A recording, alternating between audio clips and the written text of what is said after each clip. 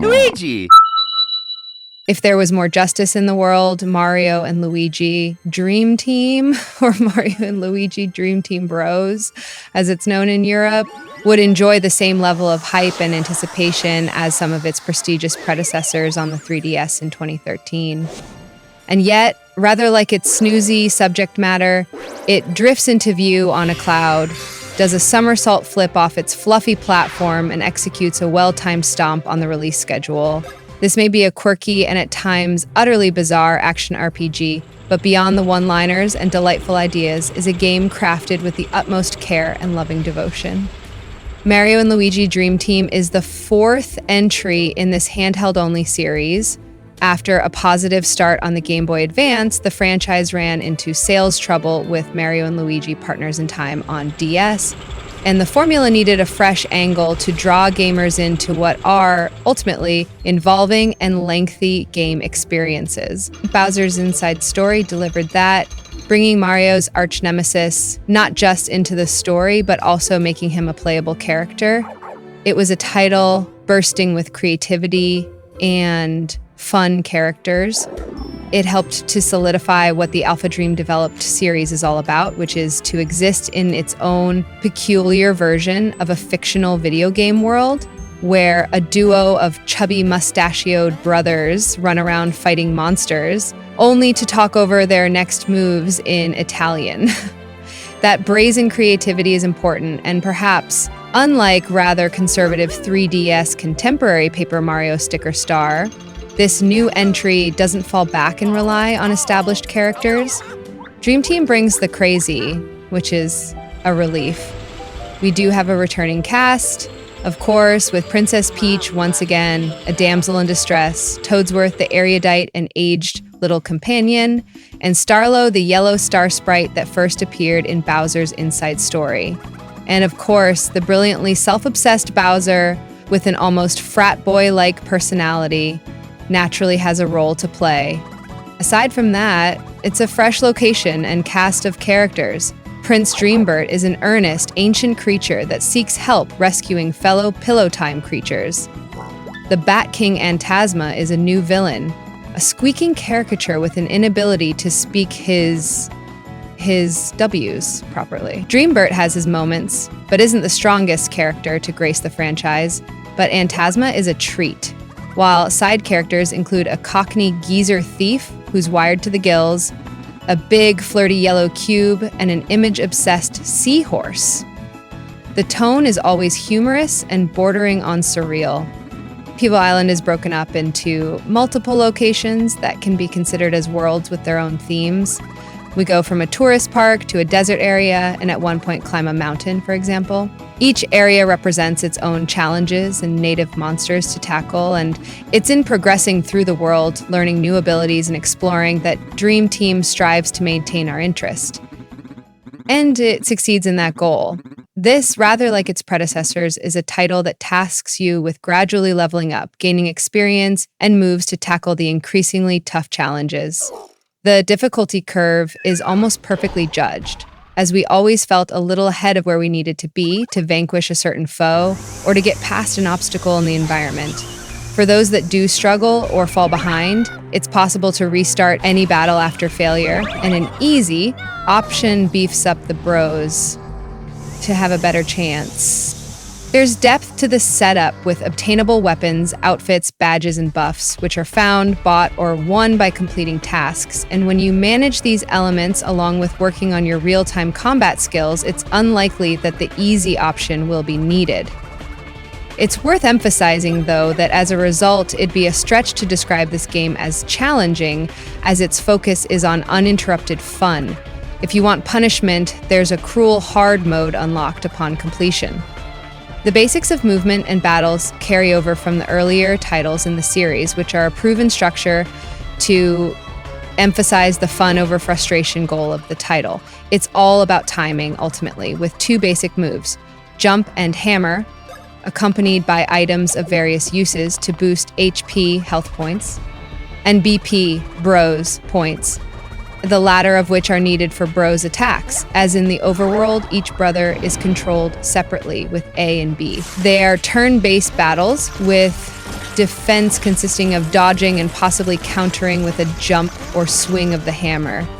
The Bros attacks are those seen so often in the marketing for the franchise as a whole, with each brother having distinct moves carried out with their sibling that are unlocked by finding the relevant attack pieces in the overworld. They often use variations of the classic timed button presses with the occasional bit of circle pad control, and for the most part, they're creative and intuitive to execute. The standard double teaming takes place in the main world, but an area of equal importance is the dream world. As is obvious with a location called Pielo Island that's occupied with fluffy ancient beings of the same name. The quirk here is that Luigi can fall asleep at immediate notice. Pielos are trapped in nightmare chunks cast off from an ancient battle between Prince Dreambert and Antasma. We'll leave you to discover the rest of the story. And when Luigi rests his head in key spots, Mario can literally leap into his dreams. In these areas, we meet Dreamy Luigi, a more self-assured and heroic version of the Green Stash, as Bowser calls him. Though you initially run around with both brothers as normal, things soon shake up. As you progress through different areas of the dream world, you discover Luiginary powers, in which Luigi is absorbed and offers up vital assistance, often with related interaction on the touch screen.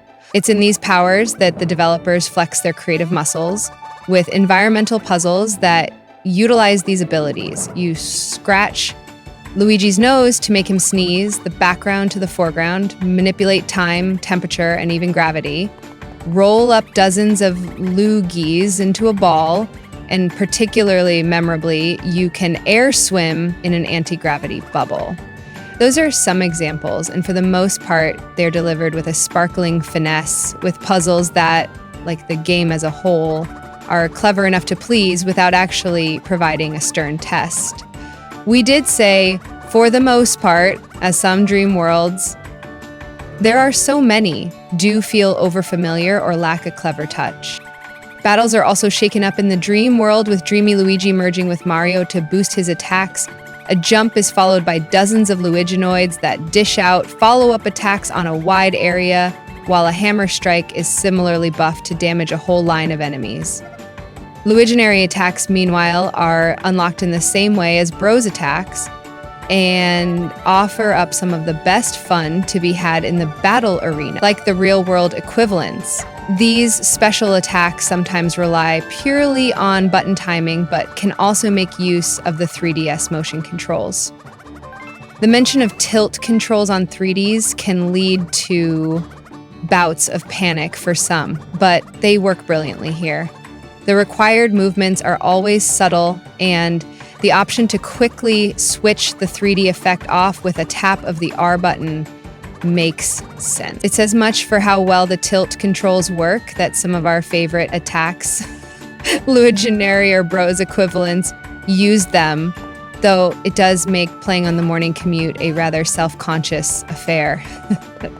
So the dream world is an excellent inclusion, replacing the bizarre internal workings of Bowser's inside story for a fantastical twist of the related overworld.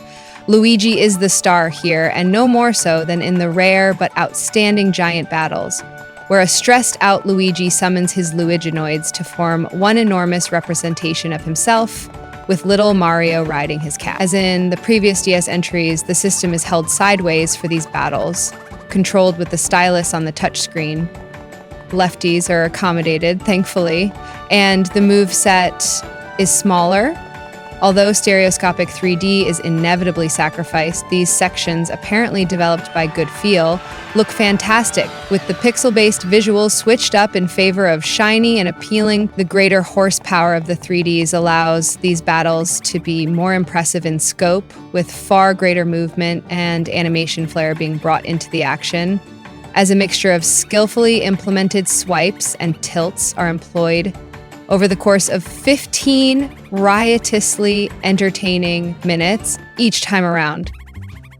On paper, that's a lot of variety to pack into one title, with varying graphical styles tallying up with a lot of movesets and skills to master, It all feels simple and logical, however, and the pacing of the story does a solid job of easing you into the nuances required.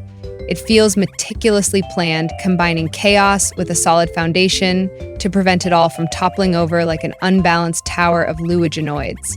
There's the dichotomy of pixel-based character designs running around a 3D environment in stereoscopic visuals, switches to polygons whenever the game feels like it, terrific music that doesn't irritate despite repeated plays, like the battle theme that we probably heard hundreds of times, and an approach at accessibility in a campaign likely to last upward of 40 hours. But yes, this is a long game, to the point that it openly mocks itself in later stages for its interminable closing act. When a character says, "This is really the final battle," and you're dubious, you know it's roped you in. That playtime doesn't even account for subtasks, collecting everything and replaying favorite battles for prizes. Yet it's here that the game slips from whimsy and unfettered creative spirit to self-indulgence. The story is witty and the gameplay is a lot of fun, but it's an epic undertaking to get to those closing credits with lots of script and dialogue lines to read as you go. For roughly 3/4 of the experience, spread throughout the whole, we feel that the progression, exploration, and plot are finely balanced, with the hours melting away. At times, it falls short of that ideal, however, with some fetch questing and retraversal having the potential to test the patience of those without the time or desire to see it through to the end. And this is our only notable complaint. Rather than craft an experience that the masses will happily see to the end, as the balance is so accommodating for all gamers, this feels like a gift for the dedicated, obsessive fans of the franchise. That's a contradiction, and in those occasional spells where the new moves and fresh attacks don't arrive regularly, when it becomes a matter of hunting down items for townsfolk or clambering through environments, jumping into dozens of battles, those without stamina for the quest may start to switch off. We don't complain about a 40-hour plus game lightly, but if some of those hours are a slog that only a certain type of gamer will enjoy, and even for that audience, there may be some "when will this part end" moments, it's easy to see why, despite its accessibility, it'll feel like an experience for established fans rather than a title to win over a new audience. In the hands of Mario and Luigi enthusiasts and those up for an epic but lighthearted quest, this is an indispensable must-have for the 3DS. In a universe apart from any other series starring the famous brothers, this once again shows the merits of a studio investing itself wholeheartedly, not just in one game, but a whole franchise. It can be a glorious contradiction at times, simple but complex, accessible but lengthy, varied but familiar.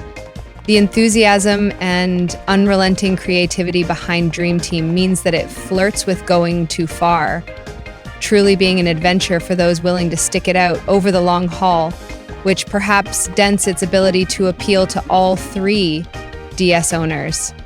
Yet such is the obvious talent and commitment in the project, and its unique style in the current games market, that it's an adventure worth embarking upon.